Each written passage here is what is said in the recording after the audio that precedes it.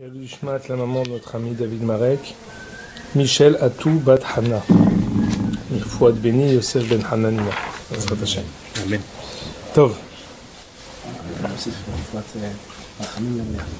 Fouad Rahamim Ben Lea, Mitoch Sharhon Yamo Israël. Je me souviens plus si on a fait 2 ou 3 shiurim. 2. Hazak. Alors dans les 2 shiurim qu'on a dit, chacun était important. On va continuer sur ce qu'on a déjà dit. C'est-à-dire que, d'abord, on a dit que la continuité du Sefer Shoftim, c'est Sefer Shmuel. En quoi la Tkoufa des Shoftim, elle vient continuer, elle vient être l'apogée, elle vient être l'aboutissement de toute la période qui était celle des Shoftim. Et on rencontre, on a dit aussi, que pendant toute cette période-là, Ach yakem Hashem et devaro, dit Rashi, Bechol yom vayom aita bat kol yotzet veomeret atid ben sheivaled, ou shmo Shmuel, sheyoshia et Israël. Il y avait une voix céleste qui les sortait et qui disait que Shmuel va naître. On avait dit que tout le monde avait appelé ses enfants Shmuel. Parce qu'on avait dit Moshe ve Aaron bechoanav, ou Shmuel. הכל בסדר, אבל הוא מתעורר לפעמים. יש שם מישהי, אשתי. אמרת לו שאם יש משהו שיתבוא? היא לא יודעת פה את ה... בסדר. נשים זה לא נכנסים לפה, לא? בסדר, תודה רבה לך. כל טוב.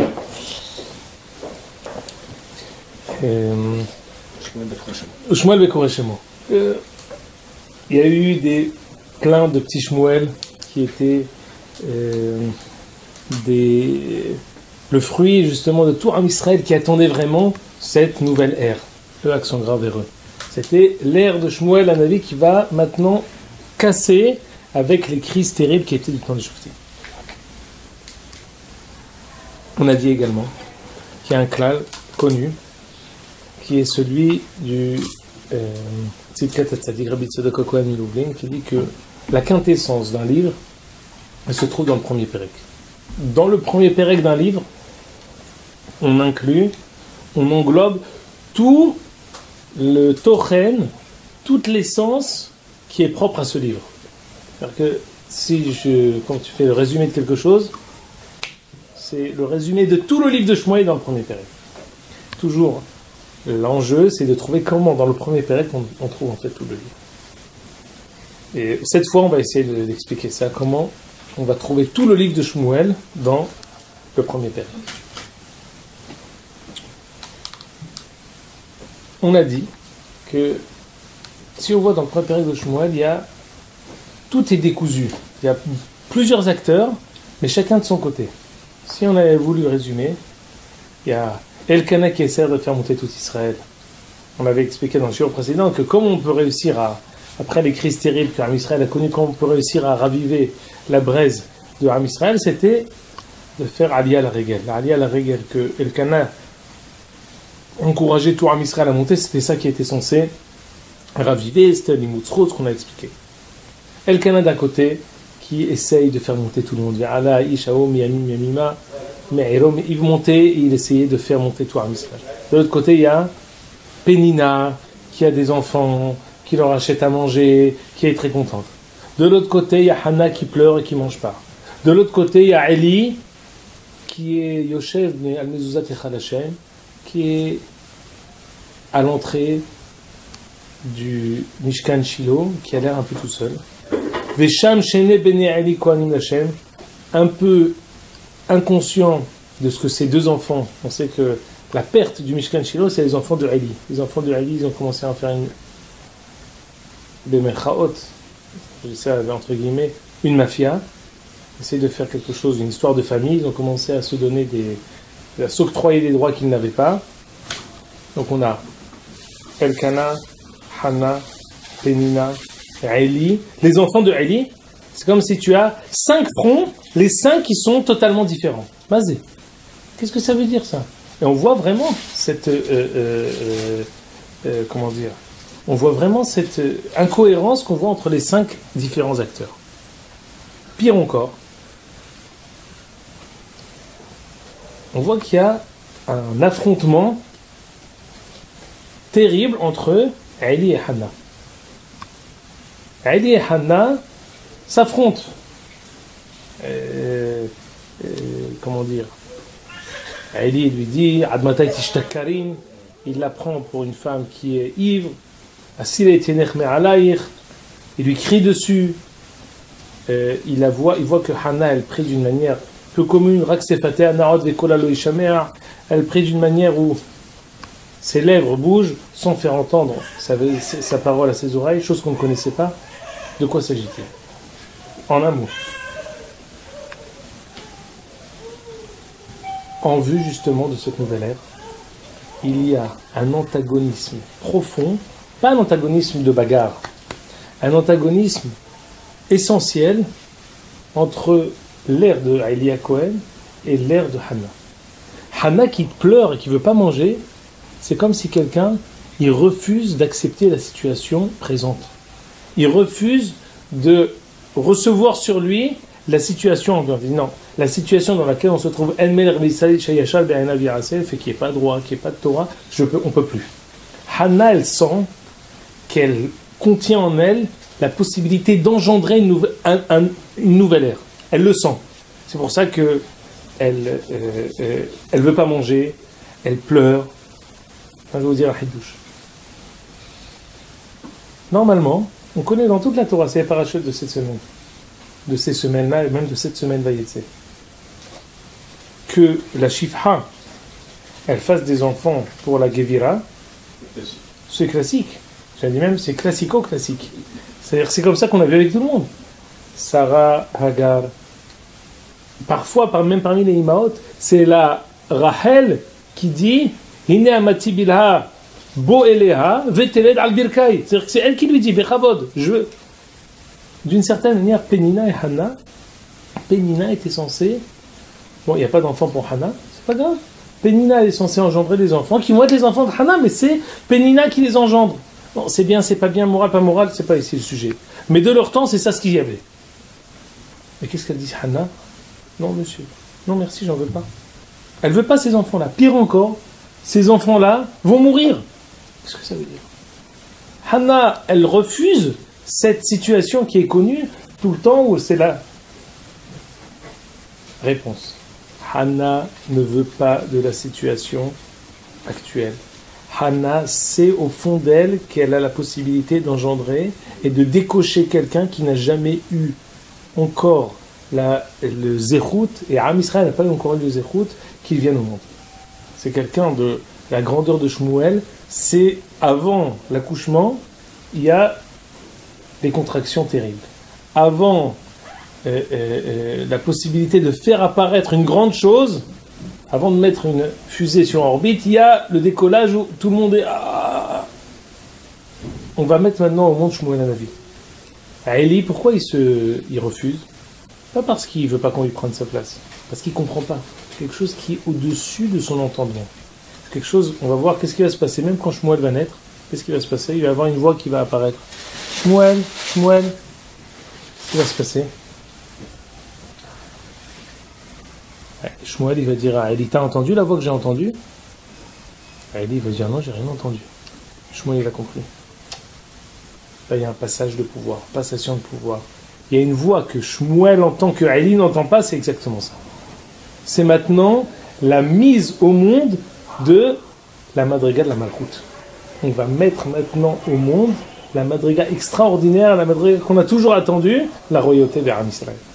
Et ça se caractérise justement par cet antagonisme. Et c'est pour ça que Hanna, qu'est-ce qu'elle va faire? Elle va faire toutes les yichot fila, de qui on va les apprendre dans le brachot de Hanna. On fait debout, on n'a pas le droit de s'asseoir dans les Arba Amot, on le fait à voix basse sans qu'on entende. La première qui a dit Hashem Tsevaot, c'est qui? Hanna. Qui l'a dit avant elle? Personne. Pourquoi? Hashem Tsevaot, ça veut dire quoi? Vous savez qu'on a l'armée avec un roi. Hashem Tsevaot. Parce que Dieu des armées, c'est la possibilité qu'il peut avoir un peuple qui est organisé. Ish al diglo be'otot levet avotam. Quand est-ce qu'on a eu ça? Au temps de Moshe Rabbeinu, on va bishurun melech. Maintenant, on va avoir ça sur notre terre. Hashem tzivaot imraot il ebaoni amatecha. C'était pour toutes les halachot et les hidushim que Hannah a fait. Et pourquoi tous ces hidushim? Parce que les hidushim de halachot, elles sont à la hauteur de la chose qui va avoir lieu. Autre chose, la première fois qu'on va avoir dans toute la Torah, elle va pas, normalement on dit Vatitpalel, va être Palel El Adonai, va Omar, Hashem Elohim et Choulé. Là, qu'est-ce que veut dire Vatitpalel? Al Hashem. Al Hashem, elle a pris sur Hashem, c'est quoi sur Hashem? Rabbi Chaim Vologine dans les Féjachaim, il ramène Al Hashem, il amène le Zohar, Al Hashem Daïka. Au-dessus! Ça veut dire que non, je m'adresse à quelqu'un, je m'adresse sur quelqu'un, pour quelqu'un. Quand elle prie, Hannah, elle ne prie pas pour elle. Elle prie pour Akadosh Baruch Hu. Elle prie pour la mise au monde, justement, de Shmuel. Shmuel, c'est quoi? C'est Malchut Hashem qui va apparaître ici. C'est pas seulement une tefila pratique, tu peux dire une querelle de femmes qui n'ont pas d'enfants. C'est pas ça. C'est ici, Hashem, c'est la possibilité de pouvoir vouloir ce qu'Akadosh Baruch Hu, la asot retsono kirtsono, ce qu'Akadosh Baruch Hu, il veut lui vraiment. Ça, c'est Hannah. Elle sait ce qu'elle va avoir. Alors, tu sais, si elle sait, pourquoi, qu'est-ce qu'elle veut de Eli? Non. C'est Am Israël Tzadikim. Hannah, elle ne veut pas faire construire quelque chose de nouveau.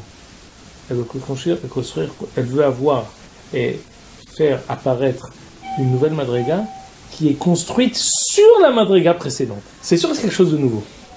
Mais elle veut faire ça, elle veut construire un nouvel étage sur les étages précédents. On a dit que la Tkoufa des Shoftim, elle était obligée pour que chaque chevet et chevet il puisse diriger. Si tu fais maintenant quelque chose de nouveau, tu fais table rase, c'est fini. Il faut tout recommencer. Si tu reprends l'expérience précédente, c'est pour ça qu'elle ne va pas accepter d'engendrer Shmuel jusqu'à ce qu'elle ait la bracha de Ali. Quand tu dis Hachem, il t'aime chez la terre, à ce moment-là elle mange, à ce moment-là elle boit, à ce moment-là elle est contente, à ce moment-là elle est avec Elkana, elle revient avec lui, elle arrive à amener Shmuel. Mais tant qu'elle n'avait pas la bracha de Ali, parce qu'elle avait le besoin qui était obligé, nécessaire, la bracha de Ali, pour pouvoir rebondir sur Ali Yaakov. Encore une autre expression de cet antagonisme dramatique. On sait qu'après que Ali lui ait donné la bracha, ils ont ramené Shmuel. Et ils ont voulu faire un korban pour remercier Akadosh Baruch Hu. Ce qui s'est passé, il y a des psukim qui sont incompréhensibles. Que si ce n'était la Gemara, on n'aurait pas pu comprendre. Je vous l'ai dit. Et vous allez voir ce que dit la Gemara sur ça.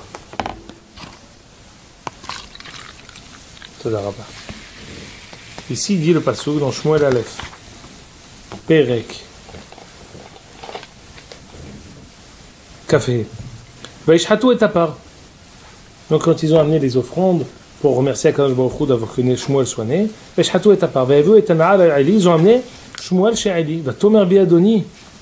Hen afshecha Adoni. Ani Isha nitzevet imecha bazeh itpalel Hashem.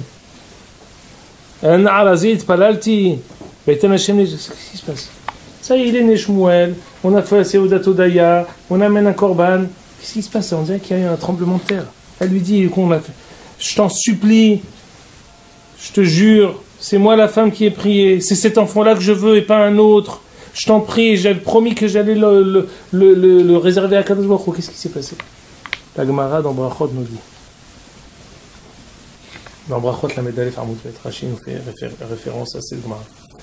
Lorsqu'ils ont amené le korban, Ali il a dit amenez un Kohen pour faire la shrita. Shmuel, qui avait 2 ans, il a dit pas du tout, pas besoin de Kohen. Shrita Kshera Bazar, on sait qu'on a besoin du Kohen pour faire la Avodot. Je disais, il y a eu ici une tragédie. Ils ont dit Ali il dit amenez un Kohen pour faire la shrita. Shmuel, on voit que de leur temps, la précocité des enfants est différente de la nôtre. À l'âge de 2 ans, ils avaient la possibilité de dire quoi que ce soit. Il dit Shrita Kshera Bazar. Pour Avodat HaKohanim, elle commence à partir de Zrikat Adam. Faire la Shrita, n'importe, même un idiote, c'est-à-dire même un Israël, il peut la faire. Ali HaKohen dit Hazak ou Baruch. T'as raison, Aval, Moré Alacha Bifnei Rabo Hayav Mita. Gdolador, c'est moi. Tu as dit une halakha devant moi, Hayav Mita. Alors, Hannah, elle dit, mais attends, mais c'est pas possible. Elle dit, t'inquiète pas, je te donnerai mieux que lui. Des gadol miné, je vais te donner mieux que lui. Elle lui dit non, elle a Na'ara Zayt Palalti, c'est celui-là que je veux et pas un autre. Qu'est-ce que c'est que ça? Ali voulait le tuer. Il peut être Mohel. C'est quoi l'histoire? Avec tout ce que Hanna a essayé de hisser Ali à comprendre la prochaine Madriga, il n'a pas réussi. Ali ne peut que jeter une flèche. Comprendre là où il va arriver Shmuel, il ne comprend pas. Quand Shmuel arrive, il y a un court-circuit entre les deux. La voix céleste, Shmuel l'entend, Ali n'entend pas. Ali ne peut pas comprendre qui est Shmuel. Et Hanna dit non, je veux lui, pas un autre. Parce que celui que tu me promets mieux que lui, ce sera quelqu'un qui viendra de ta madriga, pas de la mienne. Moi, je veux quelqu'un qui va maintenant engendrer, qui va élever tout Israël, quelque chose de nouveau qui est Malchut Israël. Rav Nebenza, il donne un hidouche. Mais pourquoi ça s'est caractérisé dans cette mahloket-là? C'est un éclair du Rav Nebenza. Korah, pourquoi il s'est disputé avec Moshe? Mara'a Korah l'ishtutzo. Il était intelligent, il dit Korah pikahaya.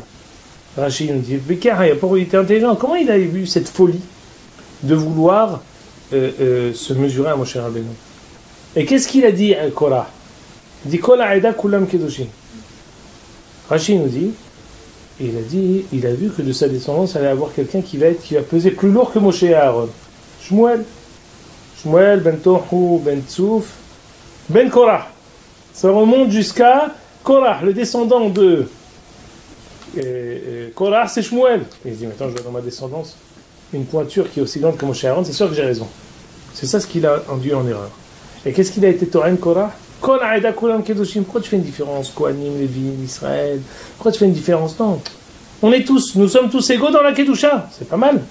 Donc, pourquoi tu fais une différence? Pourquoi des prérogatives? Pourquoi? Qu'est-ce qui s'est passé avec Ali? Ali, quand il a vu Shmuel, il a voulu sectariser le pouvoir. Il a dit, c'est vrai la Shhita, Kshera Bazar. C'est même un idiot, il peut la fermer.